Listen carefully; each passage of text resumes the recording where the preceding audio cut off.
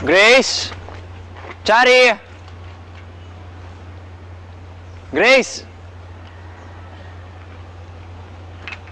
Tao po! May tao ba dyan?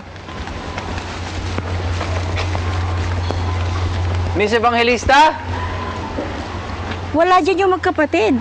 Nakita kong umalis kanina. Alam niyo po ba kung saan sila pumunta? Naku, hindi eh. Tawagan mo na lang. Sige. Maraming salamat po. Sige po. Thank you.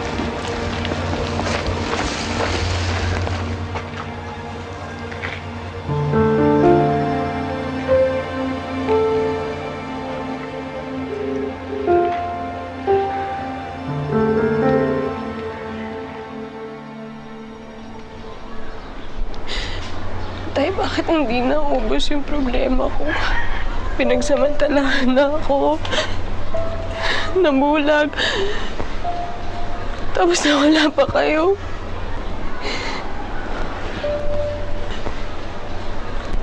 Bakit kailangang mabuntis pa ako? Bakit kailangang may maiwan pang ganito? Alam ko na kahit kayo hindi niyo matatanggap to eh.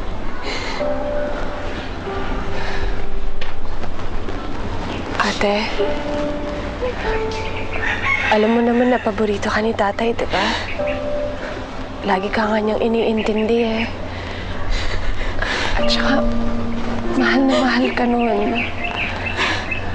Alam mo, sigurado ako, kung nandito pa siya, matatanggap niya to.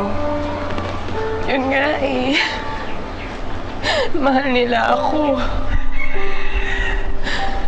Kaya hindi nila magugustuhan kung maging disgrasyada ako. Nung kami nga ni Joel, palagi nilang pinapaalala sa akin na ingatan ko ang sarili ko. Tapos ngayon, mabubuntis lang ako ng isang kriminal.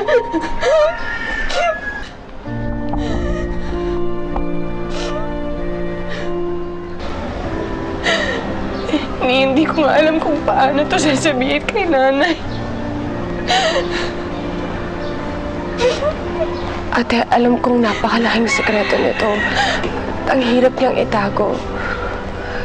Kaya kung gusto mo, ako na lang magsasabi kay nanay para sa'yo. Huwag. Cherry, wag. Please, huwag mo munang sasabihin. Hindi ko pa kaya. Sige, ate.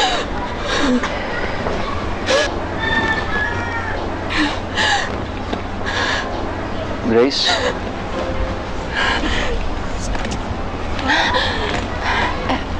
Edward, anong ginagawa mo dito? I'm sorry, pero hindi yung mapakali pagkatapos ng tawag ko sa'yo. Kaya tinanong ko si Diana kung saan ko pwede mahanap. Grace, ano bang problema? Wala. Namiss lang namin si tatay.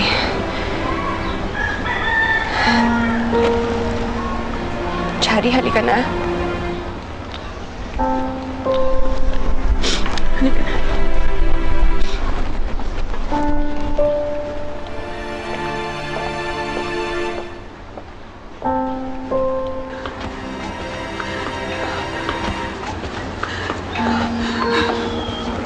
Grace.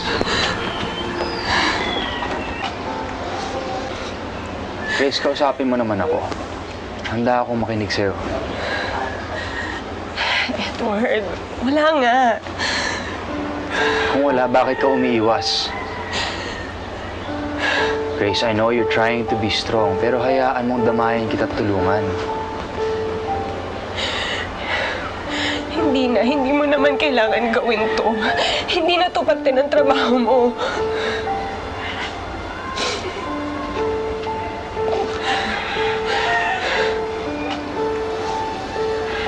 Okay, I'm sorry. I don't want to be too imposing, and I respect if you don't want to disclose anything to me. But at least let me take you and Shari home. Attorney Villarreal, kung pwede lang ho, hayaan nyo na kami dahil problema po namin to. Ate Grace, kailangan na natin umuwi. Kailangan natin sabihin kay nanay na buntis ka. Wait, what? Wait. Grace, you're pregnant?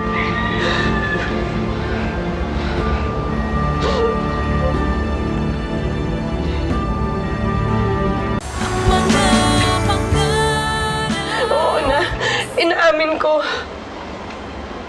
Ito yung pinakakinatakutan ko nung nag-ahasa ako. Pero nangyari pa rin. Nabuntis ako ng rapist ko. Ayoko muna sanang sabihin kahit kanino. Ayokong sabihin sa pamilya ko. Hindi ko gustong malaman ng nanay ko. Okay.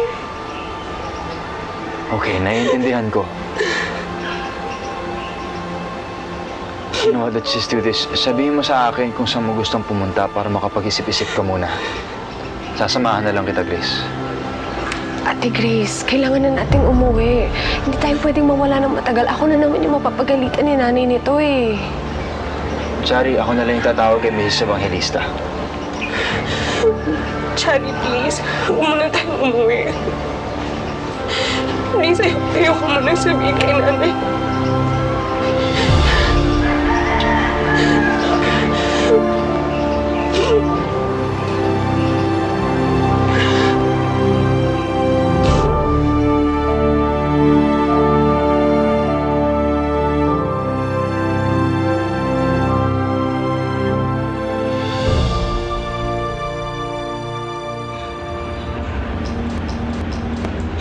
Kahit kailan hindi ko inisip na magkakaanak na ako.